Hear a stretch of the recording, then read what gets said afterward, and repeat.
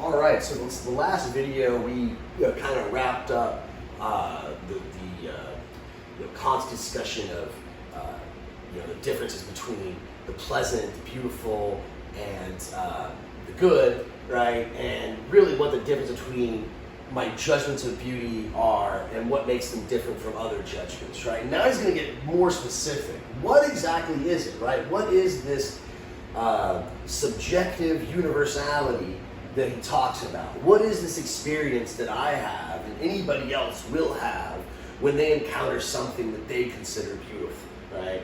And what he's going to claim is that we get a free play of the mind's faculties, namely the faculty of understanding and the faculty of the imagination, right? What he means by that, I suppose, right, and to be very simple here, right? If probably a bunch of Kantians will get in the comments later on, tear me a new one for this.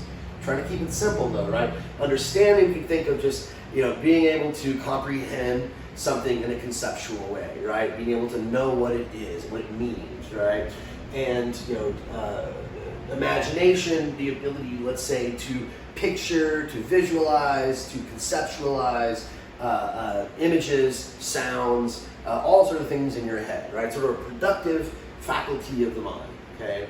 So Kant's going to say that when we encounter beauty, or what we consider beautiful, this is what happens. There's this interplay, this free play of the mind's faculties, of the understanding and the imagination, right? So let's read this quote and try, because I think this is one of the hardest quotes. This is probably one of the most difficult quotes to get through, if I'm not mistaken. So we might take a while to get through this. It's a long one.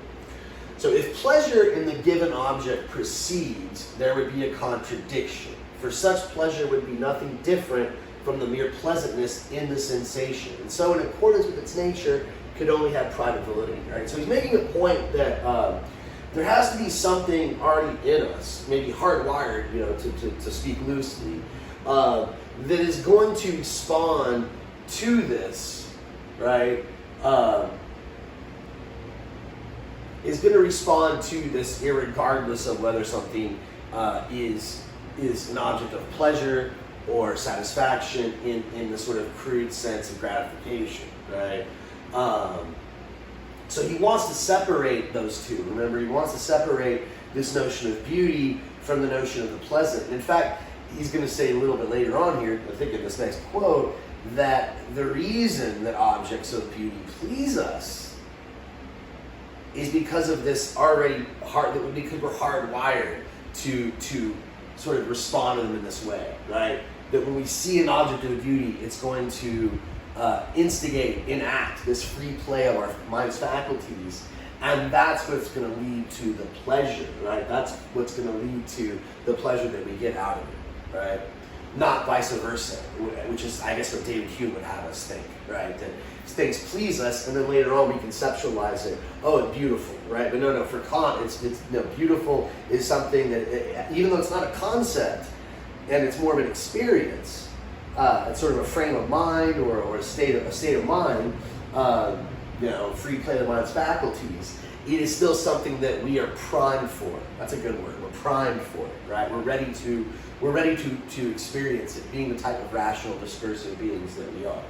All right. So hence, it is a universal capability of communication of the mental state in the given representation, which must be fundamental, right? So my ability, right, of communication of mental state in the given representation, right? Being able to communicate my mental state in the representation. Remember, representation for Kant is synonymous somewhat with experience. How I experience the scenario, the world, the object, all the manifold of representations, to get technical and use his sort of jargon, right? So the universal capacity of communication of the mental state in the given representation. How can I look at this representation, this experience I'm having right now, and compare it to my overall mental state? Must be fundamental. That comes first. Not that it pleases me, but this sort of ability to check myself, right? To be aware of my overall mood, right? This is fundamental and must have pleasure in the object as its consequence, right? It's because beautiful objects evoke in me this free play, then I get pleasure out of it, as I said. But nothing can be universally communicated except cognition and representation, right? So I can't communicate something to somebody else only through cognition, thought, right, and representation. So far as it belongs to cognition, right? Cognition, I guess, is more general. Representation is more specific. Representation, experience, cognition could be feeling, which is not really represented, right? I feel pain, but I directly feel it. It's an immediate, right? I mean, I guess I could use the word pain to sort of be a label for that sensation, but it's not the same as the direct sensation itself, right? So nothing can be universally communicated except cognition and representation. So far as it belongs to cognition, it's only thus that this latter can be objective, right? Only representation can be objective if it's communicable, right? And only through this it has a universal point of reference, with which the representative power of everyone is compelled to harmonize, right? So we can use language to describe certain things in ways that we can all understand it. This is a little different, though, when we're talking about beauty. If the determining ground of our judgment as to the universal communicability of representation is to be merely subjective, right? So if the ability to see this judgment as beautiful and to understand that as evocative of the same experience in other people, right, can be nothing else than a state of mind, which is to be met with in the relation of our representative powers to each other, so far as they refer to a given representation, to cognition in general. Again, very wordy, very complicated passage, but basically just saying what I've already sort of laid out. When we're making these judgments of beauty, we're not basing it on a concept, but we're understanding how it affects our overall state of mind. And it does it in such a way that involves a free play of our mind's faculties, right? And I thought there was another quote on this. I think maybe there's more on this later, right? Let's get ahead here, right? Let's move ahead. Does pleasure precede judgments of taste? Emphatically, he's going to say no, right? Given what we just said, right? It's not that things are pleasant, like the wine is pleasant to me. It's that I have this experience of the painting, the sculpture, nature, whatever it is, that makes my mind go into this sort of free play, right? It's not pleasure that's based on. The pleasure derives from that, not vice versa, right? This merely subjective or aesthetical judging of the object or the representation by which it's given precedes the pleasure in the same and is the ground of this pleasure. Again, this free play of the mind's faculties, right, is what makes it pleasant, not the other way around. So again, this precedes the pleasure in the same, is the ground of this pleasure in the harmony of the cognitive faculties. But on that universality of the subjective conditions for judgments of objects is alone based the universal subjective satisfaction bound up by us with the representation of the object that we call beautiful. But beauty, without a reference to feelings of the subject, is nothing by itself, right? So again, it's beauty is something that is subjective, but at the same time universal, right? It is not referring to our feelings, right? It doesn't refer to our feelings, it refers to our overall state of mind, right? Our feelings might be a part of that, right? I don't even know if I should say that. For Kant, that might make that judgment impure, not purely aesthetical, if our feelings come into it at all, right? That would be debatable. I'd be pretty careful to say that, right? Without reference to the feelings of the subject, right? But, so again, this woman smelling the flower, right? I guess the smell pleases her. That would be beautiful for Kant, right? But if she stepped back and saw the way they were arranged, and it made her think about different ways of arranging different things, and her mind sort of went off on all these sort of different, possibilities, and it sort of ignited her imagination, that would be beautiful, right? Same thing here. So this granny's just rocking out. Maybe that looks like she's pleased, right? But if she's listening to all of the different chord progressions in the symphony and imagining different progressions and different possibilities and how this music applies to other processes in her experience, right? And makes her think of things in other ways, that's the beautiful for Kant, right? It's the free play of the mind's faculties. The judgment of taste, independent of concepts, determines the object in respect of satisfaction and of the predicate of beauty. Right? It's a disinterested satisfaction which we judge to be beautiful. Therefore, that subjective unity of relation can only make itself known by means of sensation. So it has to do with our, empirical experience of the world around us.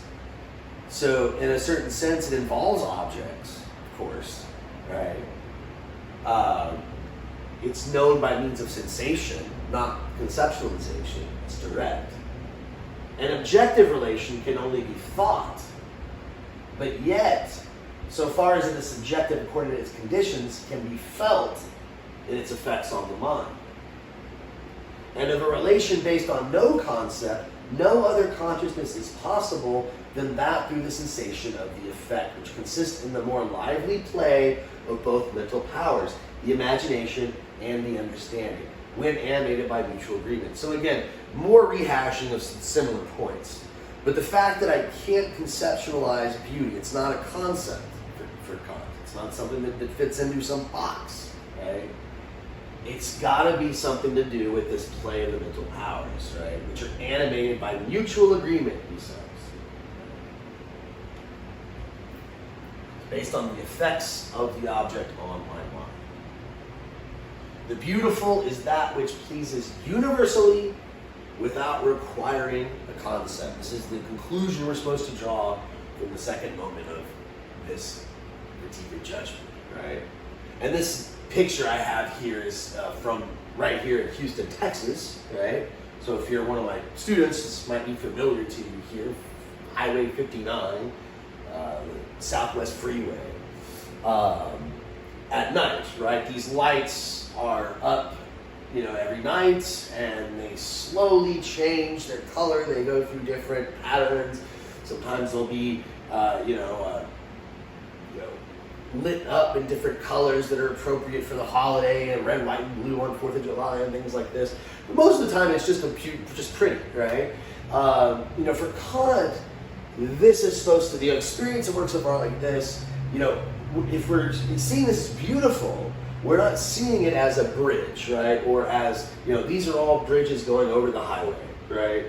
That's a conceptual understanding, right? Why are they like this? There's really no reason why they're like this, right? They're just pretty, right? And I just enjoy them. And so it's not a conceptual understanding, and it might actually excite my imagination. Now, for Kant, this is actually a pretty low form of art.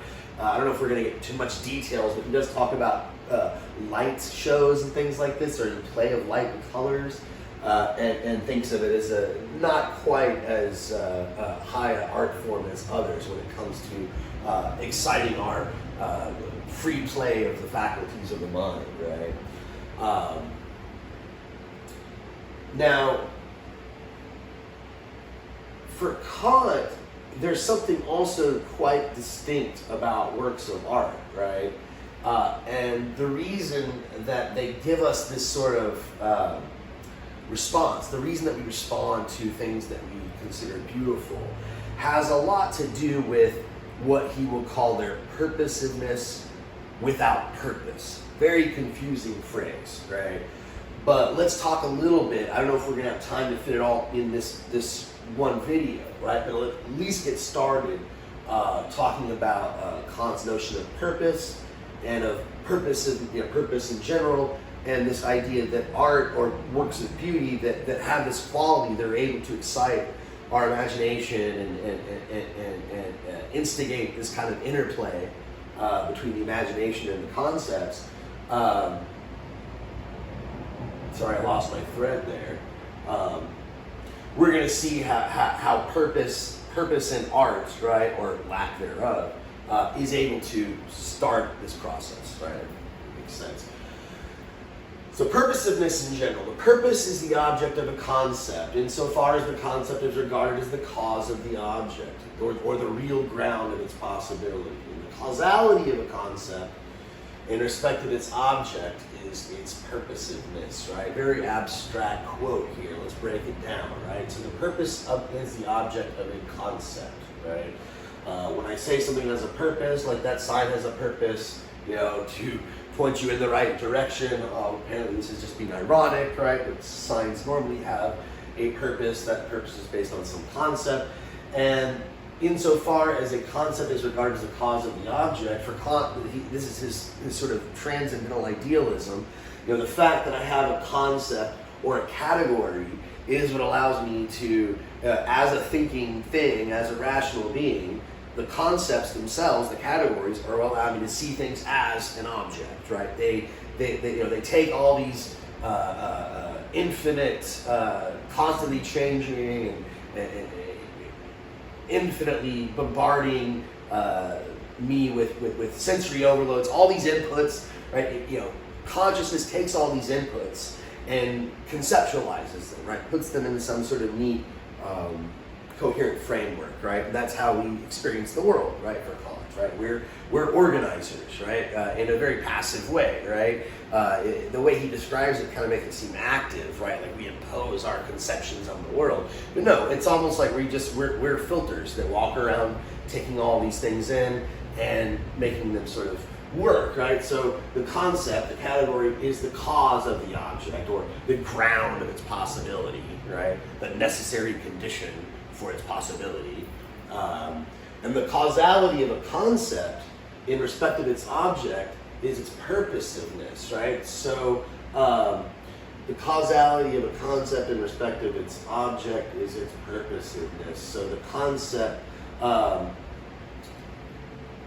why do I see the bottle of water as a bottle of water and I don't see it as a work of art? Well, first off, it's not very well designed, right? But the reason I see it as a bottle of water, Kant would say, I have this concept, and that concept makes me see it as the object I see it as because of the purpose that I put on it. It's a bottle of water that I want to drink from because I'm thirsty right now. I'm getting dry doing all this lecturing, right? My mouth's getting dry. So that's purposiveness in general, right? It's always based on some category, some expectation, right? This bottle fulfills my expectation of being a receptacle for my drink, right? The faculty of desire, so far as it is determinable to act only through concepts, in other words, in conformity with the representation of purpose, would be the will, right? So when I'm talking about my will for Kant, I'm talking about acting with a clear purpose in mind that I have a clear concept of, right? Like, I want to grab this water so I can drink the darn thing, right? But an object or a state of mind or even an action is called purposive, although its possibility does not necessarily presuppose the representation of a purpose, but merely because its possibility can be explained and conceived by us only so far as we assume for its ground a causality according to purposes, i.e., in accordance with the will which has regulated it to a certain representation of a certain rule. Okay, convoluted, complicated quote here, okay? But what he's basically saying is, when I see a bunch of rocks stacked up, right, they don't seem to have a purpose there, right? They just are all stacked up randomly. Like they just fell there in a pile, right? They were just dumped by the bulldozer, not the bulldozer, right? I brain fart, all of you know what I'm talking about, right? The construction crew comes in there and digs it all up, right? Just dumps the rocks out here randomly, right? So the way they're stacked has no organizational purpose. But these rocks here, right? Look, why did the guy put them there, right? You're not going to use this rock art for anything. It doesn't have a purpose like this bottle of water has a purpose. Right? But you can see that there was a reason, right? Like there's a reason. It's regulated according to a certain representation, to the representation of a certain rule, right? So you can see that this was not just thrown randomly together. This was stacked up with a certain design in mind, right? It has what Kant calls purposiveness without purpose. There can be then purposiveness without purpose, so far as we do not place the causes of this form in a will, right? Like I'm not trying to get something done by stacking these rocks up together, right? I don't have any sort of like end goal in mind, right? But yet we can only make the explanation of its possibility intelligible to ourselves by deriving it from a will, right? Obviously, someone stacked those up. They didn't just randomly fall like that. An intelligent person that put them together.